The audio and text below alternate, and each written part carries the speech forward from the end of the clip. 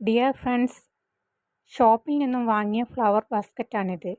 ഇതിനെ ഒന്ന് അടിപൊളിയാക്കിയാലോ?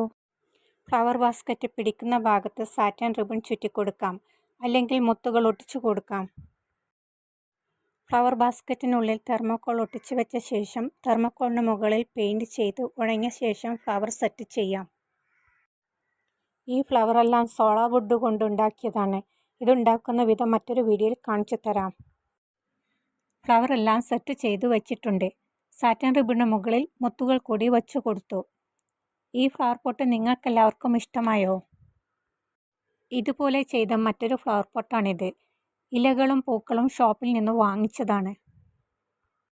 ഇതുപോലെ നിങ്ങൾക്കും ഉണ്ടാക്കാൻ സാധിക്കും. ഒന്ന് ട്രൈ ചെയ്തു നോക്കൂ. ഈ വീഡിയോ കണ്ടതിന് ശേഷം ലൈക്കും ഷെയറും ചെയ്യാമോ? മറ്റൊരു വീഡിയോയുമായി വീണ്ടും കാണാം.